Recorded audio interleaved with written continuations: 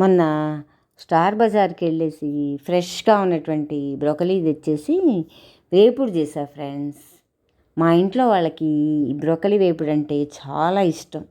రొట్టెల్లో బాగుంటుంది, వేడి వేడి అన్నంలో కూడా చాలా బాగుంటుంది. చాలా ఈజీ చేయడం కూడా. ఫ్రెష్గా ఉన్నటువంటి బ్రోకలీని శుభ్రంగా కడిగేసేయండి. ఇందులో పురుగులు ఉండవు, చాలా రేర్ అన్నమాట. తర్వాత ఒక ఉల్లిపాయని సన్నగా కట్ చేసి పక్కన పెట్టుకోండి. ఫ్రెష్గా ఉన్నటువంటి బ్రోకలీని చివరి కాడంతా కట్ చేసేసి ఆ పువ్వులన్నీ చిన్న చిన్నవిగా విడదీసేసి ఒక ప్లేట్లో పక్కన పెట్టుకోండి. తర్వాత స్టవ్ వెలిగించి కడాయి పెట్టి కాస్త ఆయిల్ వేసి, ఆయిల్ వేడెక్కగానే ఒక స్పూన్ శనగపప్పు, ఒక స్పూన్ మినప్పప్పు, ఆవాలు, జీలకర్ర వేసేసి వేయించేయండి. 4-5 వెల్లుల్లి రెబ్బలు, అల్లం ముక్క వేసేసి వేయించేసి కట్ చేసి పెట్టుకున్నటువంటి ఉల్లిపాయ ముక్కలంతా వేసేసి అవన్నీ వేగంగానే బ్రోకలీ ముక్కలన్నీ వేసేసి బాగా కలిపేసేయండి.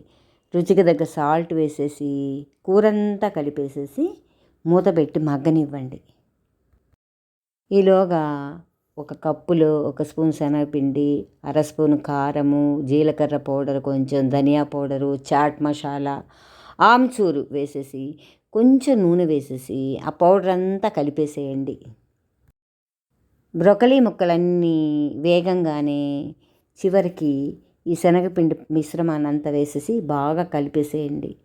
ఈ పౌడర్ ఫ్లేవర్ పట్టి కూర చాలా టేస్ట్గా ఉంటుంది ఫ్రెండ్స్. బ్రోకలీ చాలా ఫాస్ట్గా అయిపోతుంది. కూరంతా అయిపోగానే స్టవ్ ఆఫ్ చేసి పైన నిమ్మకాయని కట్ చేసేసి రసమంతా పిండేసి కలిపేసేయండి. అలా రెడీ అయినటువంటి కూరని ఒక ప్లేట్లో సర్వ్ చేసుకోండి. చాలా బాగుంటుంది కర్రీ. ఈ వీడియో మీకు నచ్చినట్లయితే please like, share and subscribe my channel. Thank you.